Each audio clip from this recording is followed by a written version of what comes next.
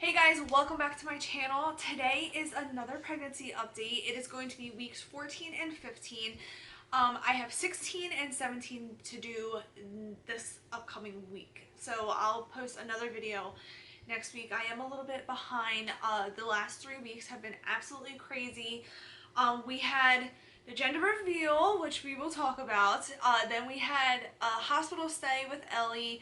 The following weekend we had a wedding that we were working on, and we've been editing pictures and a video, and everything has just been so crazy with that over on the memory lane photography side of things.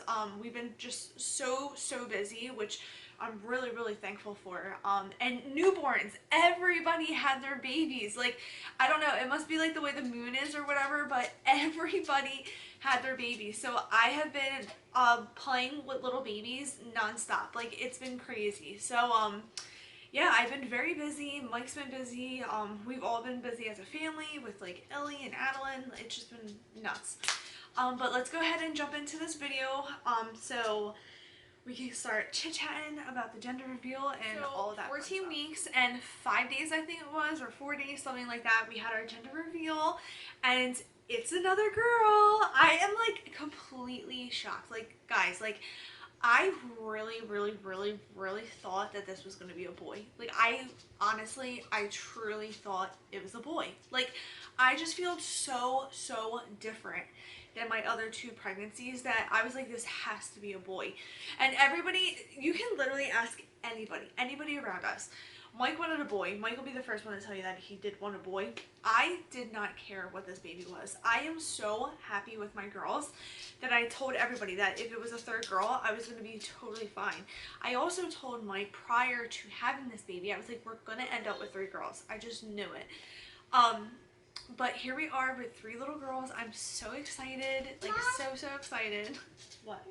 Adalynne wanted me to turn on a movie for her. But anyway, so yeah, I was like dead set that it was a boy just because of my symptoms were different. I feel different. Like, everything is just so different. The way I'm carrying is different. My weight is different. Like, everything is different. That's why I was like, when the cannon went off and it actually was pink, let's put it this way, I was more shocked that it was a girl than if it was a boy. Like, the pink was like a true surprise because I really thought it was going to be a boy. So that was exciting because it felt like a present almost. Like, it was like I wasn't getting what I thought I was getting. So I don't know, it was just so much fun. Mike's reaction was so funny, and I wish that everybody could hear what he said to me. He hugs me, like, as he was hugging me, he was like, okay, I give up, I'm not doing this no more. And I was like, thanks. So it was so much fun. We had such a fun day. Yeah, it was so crazy. I can't believe it's another girl. We also read after the gender reveal that there's a 50% chance on gender, like boy or girl, your first pregnancy. Your second pregnancy, it's 50%. And then your 3rd pregnancy, it goes down to 10%, which is so crazy that 10% is like another girl. Like, your chances are like slim to none with that, and here we are.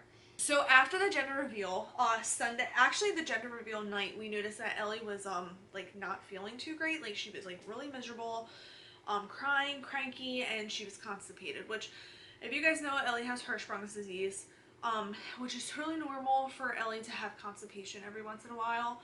And we really didn't think anything of it. And then the next day she was really clingy to me, like all day long. Like, she would not leave my side and just slept like majority of the day. By 10 o'clock that night, Sunday night, she was vomiting nonstop, like throwing up nonstop. It was like every hour throughout the night. I was up with her all night. We actually slept on the floor in the living room, with her DockATot. Like, she had her DockATot, and I was sleeping next to her with a towel wrapped around her because she was like nonstop throwing up. And then 8 o'clock in the morning, or no, not 8 o'clock in the morning, it was like 5:30, 6 o'clock in the morning. I called Mike and I was like, I have to take her to Children's Hospital of Philadelphia.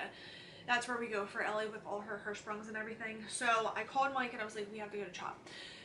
And he was like, yeah, I agree. So we got in the car. Mike was at work. My mom came with me. My nanny came and picked up Adalynne. and we went to CHOP, and then they ended up admitting her for 3 days. So we were at CHOP for 3 days, which I feel like week 15 of my pregnancy just literally flew by. Like I didn't even like think like anything, like I wasn't paying attention to me, like I was focused on her. And then the only thing that I can really think of, like I was very tired that week, but that might have been because of being at the hospital, because you don't sleep at all at the hospital, like at all. So I was really tired. I had heartburn at the hospital because I kept having or eating Tums nonstop. I had a lot of heartburn, and so weird, I had a lot of nosebleeds. Like my nose would not stop bleeding at the hospital. I know with the air, like the dry air, that might have been what was causing it. I also had nosebleeds in my previous 2 pregnancies, so I feel like that's not uncommon for me to have the nosebleeds. But at CHOP, it was like a lot. Like every time, like I literally could like blow my nose and blood would come out. So, but it stopped. Like, so I'm pretty sure it was because of the air quality there, because it's so dry. But yeah, that's really it for week 14. Week 15, I had my doctor's appointment, so everything was fine. I'm gaining weight. Everything is perfect. I gained a total of 20 pounds so far, and I'm only 4 months in, which is kind of scary because I'm probably going to gain like another 20, and I don't want to gain 40 pounds this pregnancy. But if I do, it is what it is. I'll lose it after. I lost it with Ellie. I'll make sure I lose it again. I know how to lose it. I just need to do it like I did with Ellie. I would like to like not gain another 20, but I feel like that's really impossible, especially because if I at least have an 8-pound baby again like Ellie, which I would imagine if Ellie was 8 pounds, this baby's going to be at least 8 pounds. There's 8 pounds right there. Luckily that 8 pounds is leaving my body, but I don't want to gain another 20 pounds. So we'll see. I'm not going to stress out over it though. I would like not to, but if I do, it is what it is. Like I'm not also stressed about gaining weight. The heartbeat, I heard the heartbeat for the very first time. I heard the heartbeat in an ultrasound, but I didn't get to hear the actual heartbeat like through like the Doppler. So I thought that was really cool that they did the heartbeat. And it was 144, the heartbeat. Or you know what? Did I hear the heartbeat at my last appointment? Maybe I don't know. Now I'm confused. Maybe I did hear it at my last one. I don't know. I'll have to look back up my other update. I thought this was my first time hearing it, but I could be completely wrong. But I got to hear the heartbeat. It was 144, and it actually was funny that my doctor, she came in the room and she was like, so there's a gender, do you know? And I was like, we know. She was just making sure I knew before she said it. And she was like, another girl. She was like, can you believe it? And I was like, no, like I don't understand like how it happens. And I told her that I felt like it was a boy. I was like, I still actually feel like it's a boy. And she was like, her 3rd pregnancy, she said, was the same exact way. Her 3rd pregnancy was another boy. She has 3 boys. And she said her 3rd pregnancy, she felt complete opposite of the other 2. She said that she thought it was a girl the entire time as well. And yeah, it was funny because we honestly, like the way that we were talking, like so similar. It was so funny. And even when she did the heartbeat, she was like, wow, this even has like a boy heartbeat. And I was like, yeah, I know, like it's just so insane. But it's definitely a girl. We did the blood and like the DNA testing, like it's not wrong. So it's definitely a little girl. I have my appointment for the anatomy scan. After we get home from Disney World is when I'm going to go to the anatomy scan. I'm not going to even lie, I'm scared to death to go to my anatomy scan. I don't want to go. I know you have to go, but that's when we found out all of Ellie's problems, and I really don't want to go through this again. Like, and I know that we have a chance, everybody has a chance when you're pregnant, but I am just praying to God every single day. Like, I'm not kidding. I pray every single day that this baby is healthy. That's all I am worried about. Like, I could care less what it is, as long as it's healthy. I just want a healthy little girl. That's all I'm asking for, is a healthy little girl. If not, if it has what Ellie has, we'll be fine. We know how to handle it. We know the best doctors for treatment and how to manage it after, but fingers crossed that we don't have to do that at all. Like, I'm praying to God that we don't have to deal with that at all. Another thing at my doctor's appointment, which was I don't know how I feel about it, is the big VBAC debate. So I was told by one doctor in my very first doctor's appointment that VBAC was not an option for me, that it was dangerous, that I could tear during childbirth, like where my scar is, and that it was just a very risky procedure because I've had 2 previous C-sections, and he also said that I'm going to be 18 months to like the day. Ellie was the 6th and I am due February 7th. So it's literally like 18 months to the day. They're going to be apart. Dr. A told me it was a bad idea. Dr. B told me absolutely I can go VBAC, which I was happy to hear because I don't know, I guess I don't want to miss out on that experience of actually like delivering like a baby. Like I would love to be able to have a VBAC. However, Dr. C told me that she doesn't know. So Dr. A told me no way. Dr. B told me yes. Dr. C looked at me and was like, I don't know how I feel about it. So now I don't know how I feel about it either. I honestly do not know what to do.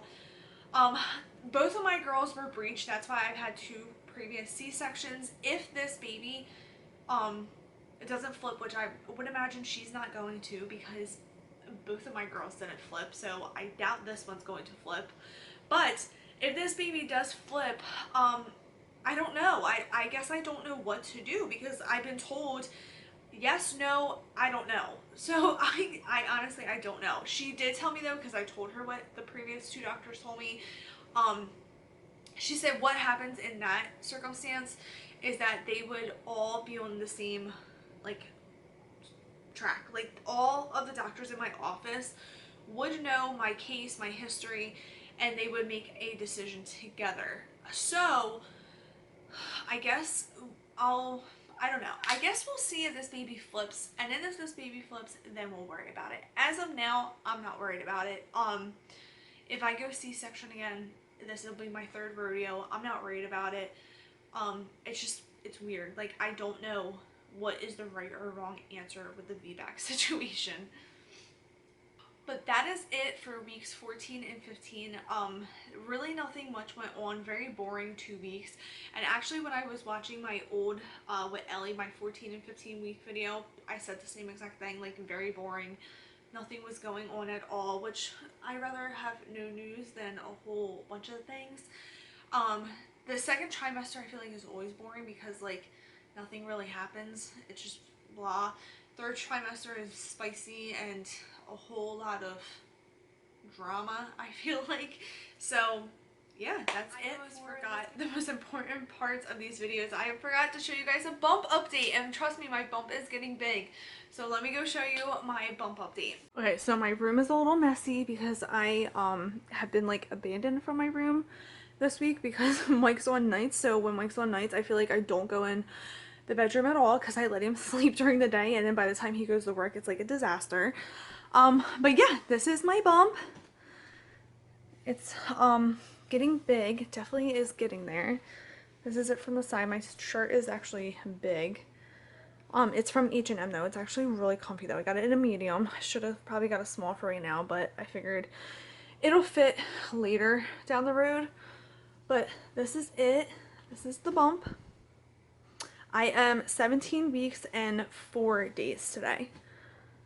And so let me show you guys underneath. These are my jeans from Tauderje, my favorite maternity jeans. I love them. This is it though. I guess it's, I don't know, I'm just so much smaller than I was with the girls. Like, I don't get it. It's just so bizarre how I can have like totally different pregnancies. But this is it. This is the bump.